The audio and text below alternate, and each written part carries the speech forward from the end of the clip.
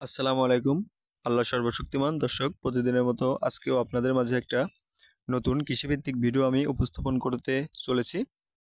আজকে আপনাদেরকে আমি দেখাবো কচু সবজির ভিডিও।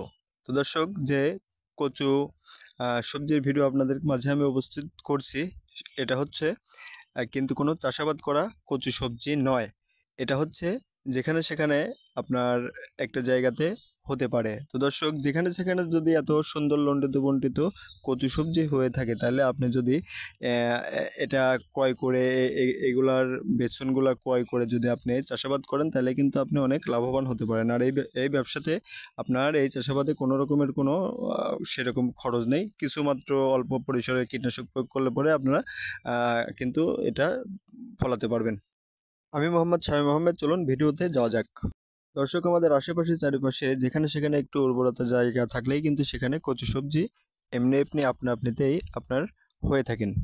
আর কচু সবজি আপনার চাষাবাদ করতে চাইলে আপনাকে কৃষক হিসেবে বেশি বেগ পেতে হবে না, বেশি কীটনাশক প্রয়োগ করতে হবে না। আপনি অতি সহজে আপনি জমি চাষ করে আপনি অল্প পরিসরের কীটনাশক প্রয়োগ করে আপনি এ ধরনের সবজি চাষাবাদ করতে পারেন এবং কি আপনি সফলতা বৃদ্ধি করতে পারেন, আরও মানুষকে উৎসাহিত করতে পারেন। এ ধরনের সবজি চাষ করলে আপনার জীবনের বৈচিত্র্য সমূহ আপনার ঘুরে দাঁড়াতে পারে। আপনার জীবন হতে পারে লণ্ডিত বণ্ডিত, সুন্দর এবং কি উন্নত, সমৃদ্ধময়। আমাদের দেশের অভ্যন্তরে যেখানে সেখানে মানুষ অনেক কিছুই আপনার উদ্যোক্তা বিষয়ে কাজ করে যাচ্ছেন। তো দর্শক, এক একজন এক একটা করুন, তবেই ভালো হবে। একজন খামারি একজন অন্য অন্য বিষয়ে আপনার উদ্যোক্তা হোক, একজন খামারি ছাড়াও নানান ধরনের সকল পরিসরের আপনার চাষাবাদ নিয়ে উদ্যোক্তা হোক, আপনি এ বিষয়ে উদ্যোক্তা হতে পারেন। আপনার জন্য সহজ উপায় এটা হতে পারে। এই সবজির তলদেশের আপনি ভাবমূর্তি দেখতে পাচ্ছেন অনেক আগাছাতে ভরে গেছে, তবুও কিন্তু এটার বৃদ্ধি হওয়া কোনো কমতি নেই। তো দর্শক, এখানে যদি একটু আপনি পরিচর্যা করতে পারেন, তাহলে কিন্তু আরও বৃদ্ধি পাবে। আর যদি আপনি চাষাবাদ করেন আপনার জমিতে, চাষের মাধ্যমে, কীটনাশক প্রয়োগের মাধ্যমে এবং কি নিড়ানির মাধ্যমে, আগাছা মুক্তর মাধ্যমে, তাহলে কিন্তু আপনি অনেক বড় ধরনের উপকারিতা চলে আসবেন আপনার সবজিতে এবং আপনি সমৃদ্ধময় উৎকণ্ঠার বিকাশ পাবেন। আমরা আমাদের দেশের সকল পক্ষান্তরে যদি কেউ কোনো ধরনের চাষাবাদ নিয়ে আপনার নিজেরা ব্যস্ত থাকে, তাহলে কিন্তু আমাদের ব্যস্ত সময়টাও অনেক আপনার সুবিধাজনকভাবে কেটে গেল এবং কি ব্যস্ত থাকলে পরে মানুষের দৈহিক অভ্যন্তর থেকে আপনার দেশের অভ্যন্তরেরও অনেক উপকার হয়ে থাকে, যেটা পৃথিবীর যে কোনো সমন্বয় হয়ে থাক না কেন।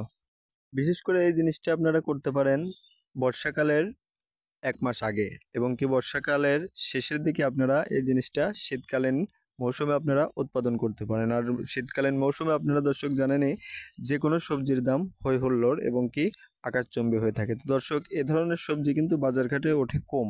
তো দর্শক, আপনারা যদি এ ধরনের সবজি আপনারা ক্রয় করে উৎপাদন করে যদি আপনারা বাজারে বিক্রি করতে পারেন, তাহলে কিন্তু আপনারা লাভবান হতে পারেন। তো দর্শক, এখানে আমি দেখানোর চেষ্টা করছি যে এই গাছগুলো কিন্তু 2 রকমে বিভক্ত। একটা হচ্ছে লালচে, এটা হচ্ছে লালচে, আর একটা হচ্ছে সাদা। তো ওই বিষয়ে আমি একটা ভিডিও আপনাদের মাঝে উপস্থিত করব। তো দর্শক, আজকের বিষয় লালচে সবজি কচি। তো দর্শক, এ ধরনের কচু আপনারা অবশ্যই আপনারা ব্যবহার করতে পারেন, চাষাবাদ করতে পারেন।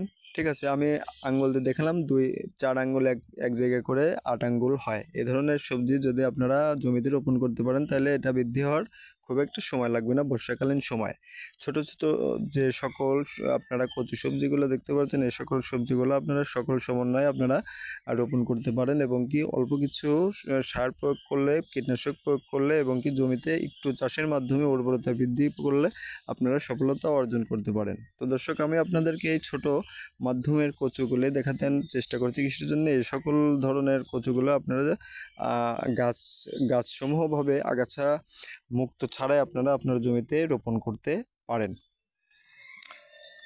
দর্শক, দেখুন, আপনার গাছের নিচে ছায়াযুক্ত স্থানেও কিন্তু এই কচু হতে সক্ষম হয়েছেন। তো দর্শক আপনারাই বোঝুন এই জিনিসটা আপনারা যদি চাষাবাদ করেন জমিতে তাহলে কিন্তু আপনারা অবশ্যই সফলতা অর্জন করবেন। তো দর্শক আমাদের ভিডিও যদি ভালো লাগে একটা লাইক করুন, কমেন্ট করুন, শেয়ার করুন, আর আমাদের চ্যানেল এমডি শামীম আহমেদ এডুকেশনে একটি সাবস্ক্রাইব করতে ভুলবেন না। প্লিজ একটা সাবস্ক্রাইব করে দেবেন। আর সবাই কিছু না কিছু করুন, দেশের উন্নয়ন করুন। আমরা যদি সকলেই কিছু না কিছু করি, কোনো চাষাবাদের মাধ্যমে যদি আমরা থাকি তাহলে কিন্তু আমাদের দেশ এগিয়ে থাকবে, এবং কি আমরা কারোর কাছে মাথা নত করতে হবে না, কোনো কান্ট্রির কাছে মাথা নত করতে হবে না। যার যার জীবিকা সেই পুনরুদ্ধার করতে পারবো। তো দর্শক ভালো থাকুন, সুস্থ থাকুন, সুন্দর থাকুন, নিজের খেয়াল রাখুন। আল্লাহ হাফেজ।